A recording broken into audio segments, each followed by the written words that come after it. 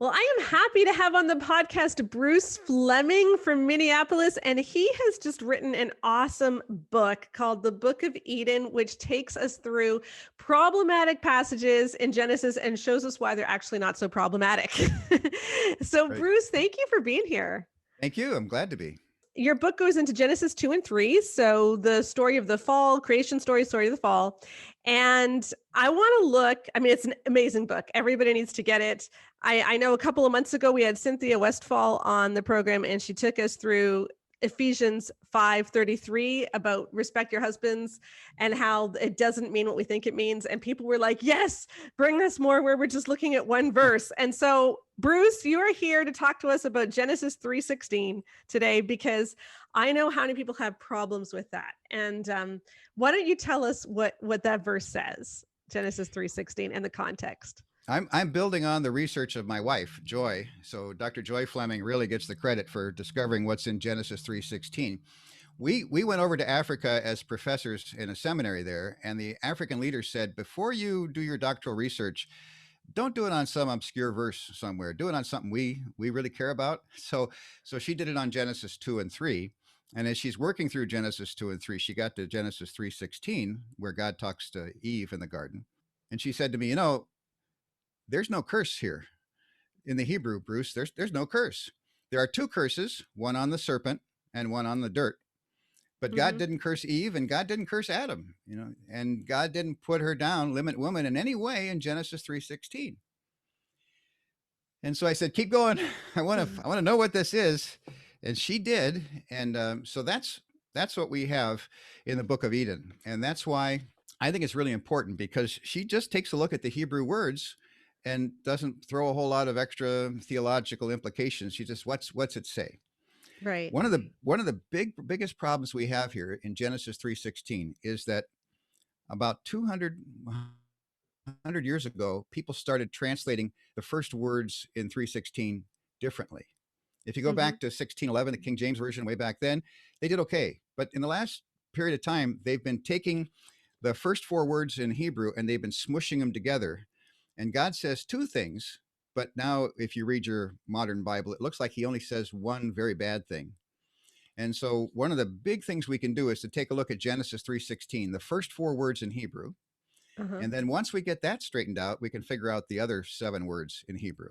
Okay, so So, Jenna, just so everybody knows, the verse that we're talking about is the one where I'm going to not quote it exactly because I want you to show us what it really means, but it's the one that we think is telling Eve, you're going to desire your husband and he's going to rule over you. And that's often been interpreted as God's plan is for men to be ruling over women, or that the fact that men rule over women is Eve's curse. And right. so we see it in both those ways. So that's the verse we're talking about, just so everybody gets the context of it. So what are the Yeah. first four words in Hebrew that you're talking about there? All right. He says this, uses the same verb two times: multiply, multiply. And when you Mm-hmm. end up saying that twice, it means I'm really going to do it. So whatever it is, he's going to act in line one. And then Joy lines it out that the rest of the verse is lines 2, 3, and 4. So what you're going for and what people really want to look at is lines 3 and 4. But we got to get line 1 first. So Mm-hmm. God acts in line 1, and then he teaches her in lines 2 through 4. He's not doing anything more. He's just saying, okay, now this is the way things are now. Let me tell you about it. So Mm-hmm. when he says, I'm going to do something, really going to do it, multiplying, I will multiply, he tells her the first thing, and that is itzabon. What is itzabon? That's a Hebrew word. And he Okay. doesn't tell her much about it. He doesn't tell us, he just says, you're going to get this thing.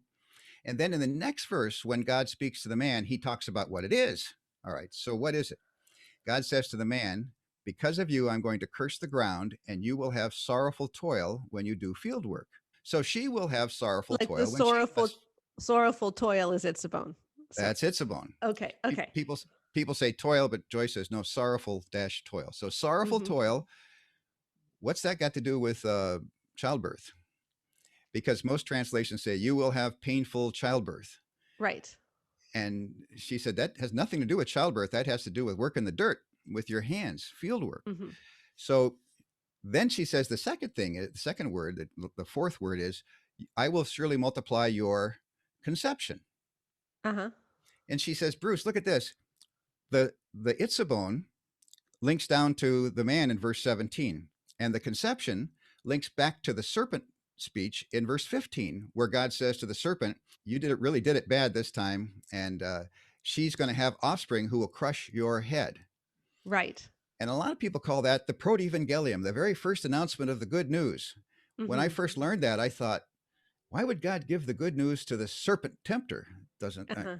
that's But what it turns out is that God introduces the good news and then he winds it up when he says to her, "And I will surely confirm that you're going to have conception." So she's not going to have conception that will crush the serpent's head, and she will Mm-hmm. have sorrowful toil because she too is working the cursed soil. And so neither one of those has to do with the end of the 9 months of pregnancy. Neither one Okay. of those, that's not about childbirth. It's about two things. You're going to have Itzabon and you're going to have Haron. You're going to have sorrowful toil and you're going to have conception. Mm-hmm. So bad news, sorrowful toil. Good news, conception. So that's Okay. what God says to her. There's no curse there. You're going to So have, just to reiterate, the itzabone that God says she's going to have is the same word that God says Adam's going to have. right, not Okay. gender specific. Everybody has Okay. sorrowful toil. In fact, the Mm-hmm. parents of Noah in chapter 5 of Genesis, they say, "Oh, we're going to have a new boy, a new baby, and maybe this one will help us rescue us from the itzabone, the sorrowful toil we have when we work the fields, which God cursed because of the man." Only Okay. 3 times is that word itzabone used, and all three it has to do with the curse on the ground. No Okay. curse on the woman's body. Interesting. Okay. So So we have God, pain in childbirth, but that was kind of always a given. Is that what you're saying? Like this, it's not about that. it comes in line 2. Okay. So Oh, okay. Here we go. when we I'm get getting ahead. when we get to line 2, God says, "Now I'm going to tell you about something here. You guys sinned, and in the day you ate thereof, you died. So Mm-hmm. you have both of you, you have mortal bodies, Mm-hmm. and and He knows that she's going to give birth outside of Eden, where He's not going to be the midwife. So Right. outside of Eden, what's life going to be? So in line 2, God says, all the translations say, with terrible pain you will have children. Mm-hmm. But that word is etzev. It's a pun on the word tree, which is etz. And so God says, "Yeah, you ate from the tree with etz, and you're going to have etzev. You're going to have this what I'm telling you about." Now, the word Mm-hmm. etzev, other places in the Old Testament, it's used, and no time does it talk about childbirth. It's a more of a general term. It is not related to childbirth, and so we're translating that word as with effort, you will bring forth children. Okay. Now, each woman delivers differently, and Joy Uh-huh. delivered with no painkillers, with nothing. She did it in a jungle hospital, and then she did it here in the States. And so she had natural childbirth, and we know that it takes a lot of effort. It's a Uh-huh. lot of work. But when we were in Africa, sometimes you're driving down the dirt road and it's muddy and you get stuck, and then everybody has to get out and push the truck out of the mud with Uh-huh. effort. And Mm-hmm. so it's this yeah, it can be painful, but it's effort. And so God says, "Now I'm going to tell you about what your life is as a mortal mother outside of Eden. With effort, Okay. you will bring forth children." And Mm-hmm. that's a plural children. The other word, seed, offspring, conception, those are all singular words. She might have been looking forward to just one child. So when he tells her about effort, he also gives her good news.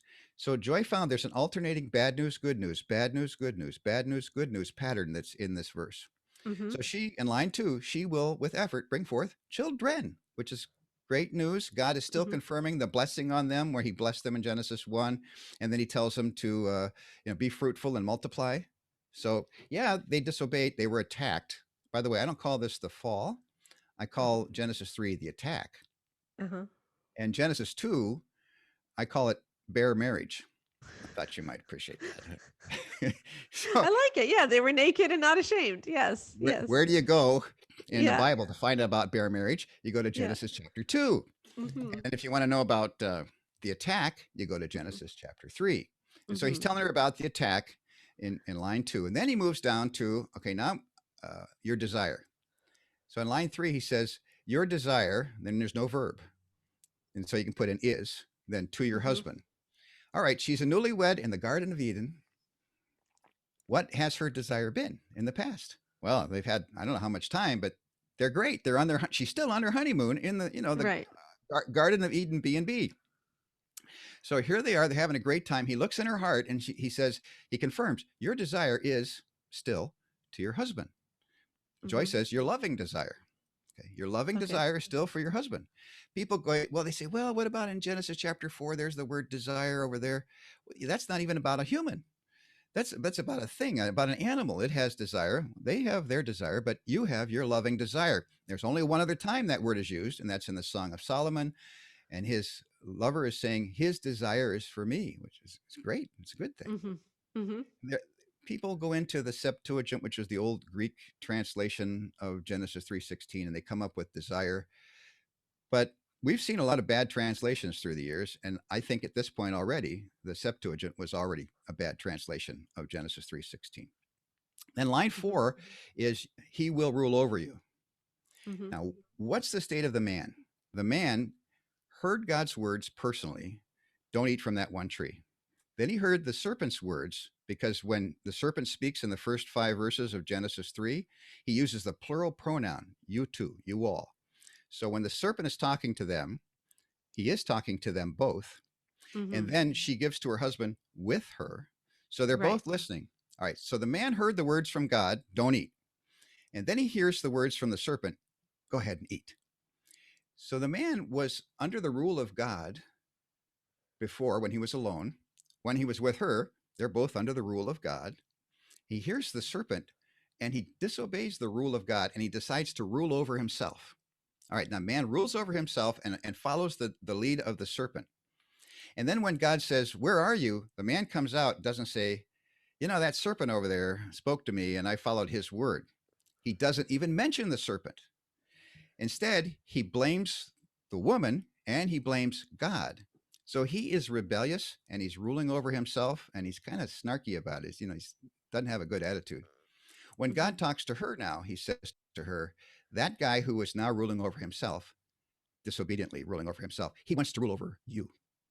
Mhm. He doesn't talk to the woman or to the man. God doesn't say to the man, you go rule over her. He tells her, he warns her.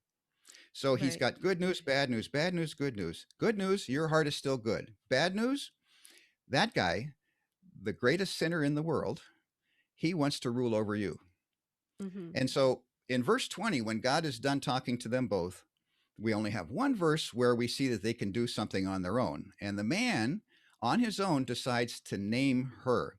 And he uses a naming formula in Hebrew, which is kind of like the kings in England. They say, I dub you, Sir Lancelot. Right. Okay. Uh-huh. In Genesis chapter 2, the Hebrew is real clear. The naming formula is used, and he dubs the name or he calls the name of each animal the name he wants to give them. So he rules over those animals and he calls them their name. Mhm. In Genesis 5:2, it says he called their name Adam. So they are Mr. and Mrs. Adam when God's talking to them in the Garden of Eden. When Mhm. he's done talking to them, what's the man do? He arrogates the name Adam only to himself. And then he calls her a name like he subdued the animals and dubbed them with their names. So he calls her name. Who cares what the name is? He treats her like the subordinate animals. He is ruling over her when he calls her Mhm. her name. The first thing he does is what God warned her about. Look out, he's ruling over himself and now he's going to try to rule over you. Now what's she going to do? She knows who's ruling over her. And now this man over here, he wants to rule over her. It's a terrible situation to be in. And it started right there with the disobedient, rebellious man in the Garden of Eden. But she was disobedient and rebellious as well, wasn't she? She wasn't rebellious. Mhm. Remember, in the New Testament twice it talks about Eve, and both times it says she was deceived. So that's a great point. Let's Okay. talk about that. Murder. Mhm. In my town, they're talking about murder, and they're talking Yes. about first degree, second degree, third degree. And so what's going on here is they're saying, is it first degree murder? The person decided to do it, or is it second degree murder? Um, they did it, but not on purpose. And there's Mhm. punishment for each, but there's a different gradation in the punishment. When God talked to the man, he made a curse because of the man. When God talked to the woman, he didn't put on any Right. curse because of the woman. And that's because he was a first degree eater and she was a Uh-huh. second degree eater. He did it on purpose rebelliously and she had to be deceived. Satan had to trick her and Jesus said he was a liar and a murderer from the beginning. So he came to kill Okay. them both, but he was a liar and she'd never heard a lie before. So she Mhm. was deceived. So she did not rebel. And so God says, look out, he's rebellious and he wants to rule over you. She's not Mhm. rebellious. She has a good desire in her heart. And yet, look what he's imposing on her. Okay. So then, because the other thing that other people have told me when it comes to Genesis is Adam was told not to eat the fruit, but Eve wasn't told that. Eve only heard that from Adam. In the sense, does that matter at all or not? You because know, because God gave that command before Eve was even created. that's why we started the Eden podcast. Okay. If you go back to episode 2 of the Eden podcast, or if you Uh-huh. go to episode 3, we're talking about bare marriage, Uh-huh. Genesis 2. Mhm. And then when we get to episodes 3, 4, 5, 6, 7, 8, we're talking about the what happened after the attack. She could have heard from God. She could have heard from the man. She got it right when she talks to Mhm. the serpent. Yeah. So I don't think that, we keep looking for problems with her. When we were in Africa, we found out that people, let's say when a woman has 3, 4, 5 children, they usually come pretty easily by that point. You would know better than I would know. Mhm. But when you have your first baby, sometimes it takes longer. And we heard there was a village, and over in this hut where this young woman was having her first baby, the women were abusing her because she was taking so long to give birth the first time, and Uh-huh. they were rubbing red hot chili peppers in her eyes. They were beating her, and they were justifying this by saying you're supposed to have pain in childbirth. There's just all kinds of terrible things that go on if you think that Eve was cursed by God in the Garden of Eden. And there's all kinds of bad interpretation of New Testament passages too. If you think she Right. was guilty, if you think she was the temptress, there's a cathedral in France where our professor took us in, and here's a statue of Eve. And he said, look around the back, and there are serpents embedded in her shoulders, writhing down her back. She's got the apple in her hand, and here's this temptress. She's not the temptress. She's not rebelling. She's got good desire. She's not cursed. There are Mhm. a lot of good things in the Garden of Eden in Genesis 3:16, and then people come up with all why? Because God says to her, I will make you the combatant against him. I confirm the enmity, the battle between the serpent tempter and you. And so who's battling against her? Who would battle against the interpretation of Genesis 3:16? Who would add all these extra things and try and twist it? Throughout the ages, who's involved? I think it's the serpent tempter himself. Right. Because I know that one of the translations of Genesis 3:16, I think it started, I don't know, I think it was Susan Foe who did it. You're probably more familiar with this than me. I don't know if it was late 60s or 70s or when it was, but she changed the verse to basically say that the problem with Eve was that her desire was to usurp Adam's authority. And so that is the essential sin of women, is that they're trying to usurp the authority of men. Yeah.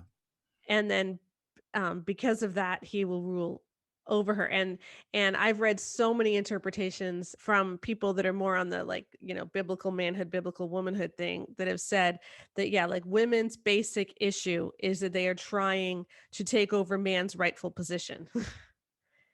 Yeah, they say lots of things. I Yeah. remember when she first came out with that, she was a student and I was a student too in seminary at the same time. And then we've got a list on page 100 of the Book of Eden where we talk about the ESV and all kinds of translations and what they do with that part of Genesis 3:16. Right. Uh, your desire shall be contrary to your husband. You will desire to control your husband. Since your trust is turning toward your husband, you will want to just lots of bad stuff in there. But you know Hmm. what? This is not as bad as the ancient Jewish interpretations. They came up with 10 curses on Eve. So we keep attacking Eve. We keep attacking Eve, and we say, no, she's our mother. She's Hmm. great. And God, look, God gave her the blessing, and God gave her the blessing in Genesis 1 to be them. He gave it to them. Be fruitful and multiply. And then he confirms it to her, multiplying, I will multiply your conception. Now Hmm. she knows that her offspring will defeat Satan. When I took first course with Dr. Walter Kaiser, he got to Genesis chapter 4 and he talks about the first child. And she Hmm. says at the very beginning of chapter 4, I have begotten a man. There's no verb. And then she says, the Lord. And he said, there's two ways of looking at this. One is, I have begotten a man with the help of the Lord, or Hmm. I have begotten a man, the Lord. And he says, I think she believed that this was the offspring who was going to crush Satan's head. She Right. shows her faith. She shows her faith in the confession of Genesis 4:19. One. Mhm. I have begotten a Mhm. man, the promised seed. Right. Everything we learn about Eve is great. The kids turned out differently, didn't they? Cain Yeah. versus Abel. One Yeah. like dad, one like mom. And then Seth turned out great too. Another one like mom. Mhm. So I give Eve a lot of credit, and I think she deserves it all the way down. And then, of Mhm. course, when God says to her, I will multiply, multiplying, I will multiply your conception, that promise was ultimately fulfilled all the way down when Jesus was born through Mary. Mhm. But you're not saying that women don't sin or that Eve didn't sin. I just Eve, want to yeah. So he says, the day you eat thereof, you shall die. So right. they both ate. They both Mhm. had their eyes open. They both hid. Mhm. They also came up with designer clothes before that. So Yes. yeah, so they did that. They came up with that. Why? Because they both knew. So they both ate and they both sinned. So Right. yeah, that happened. There's no question about that. Yeah. Okay, good. Yeah. Okay. Interesting. So I've never heard that. I've never heard it that way. I know you had like you showed me before we started recording, you had like the lines. Do you want to hold that up? I'll get Katie to put it on the screen too. But Sure. yes, I will surely multiply your sorrowful toil and your conception. So that's the bad news, good news. I'll multiply your toil, I'll multiply your conception. With effort you will bring forth children. Your desire is to your husband, but he will rule over you. Okay. And that's what the Hebrew more says. That's That's it, word for word. interesting. Yeah, Yep. interesting. It takes a lot of getting used to. I grew Mhm. up in good old church, and I heard all the things that everybody else has heard, and yet I heard things that bothered me, like why would the gospel be announced to the serpent? Why wouldn't it go to her? And then I found out, no, God confirmed it, part two, and Right. you will have that offspring. So there are so many good things in Mhm. Genesis 3:16, and yet people keep pounding on it. Remember, when you want to talk about marriage, you go to Genesis chapter 2. Mhm. I don't talk about the fall. I talk about the attack. All right. If you want to know about the attack and the consequences, then you go to Genesis chapter 3. Don't ever talk about the curse. There were two curses, one on the serpent body and one on the body of the earth. Those two curses. That's it. Theologically, people want to talk about the curse. No, there is no the curse. Later on, you've got the curse of the law. Yeah, there are things like that. But when you're in Genesis, there's only two Genesis curses, two Eden curses. And Eve Mhm. didn't get either curse, nor did Adam. Right. Right. Interesting. Okay. Interesting. So he didn't curse people, he cursed the earth and he cursed the serpent. Yeah, Okay. And then he was just telling people what was going to happen to them from now on. you got it. That's right. Okay. Interesting. That's brilliant. And he assures her, you've got great desire. And he Mhm. tells her, look out, he desires to rule over you. Mhm. Yeah. Interesting. Okay. Well, Bruce, you have a podcast where each season you go through a different problematic passage. So you started it out with Genesis 2 and 3 Right. in your first season, and then you did Ephesians 5 in your second season, Ephesians 5 and 6. Yeah, that's 5 and done now. 6. Hmm. Okay. And then next season is First Timothy We're right 2. in the middle. We're right in the middle. We're doing the first three chapters of First Timothy, and so Okay. we just finished up 11 and 12, where it says, Uh-huh. I suffer not a woman to have authority, and Right. that cleans up real nice, Mm-hmm. especially then the next verses where he refers to Eve and Adam in the Garden of Eden, and Yes. and it's good. He talks about that, and he says it in verse 15. She will be saved through the birth of the child, capital Right. C, the birth of Right. the child. So Right. it's Paul understood Genesis 3:16 very well.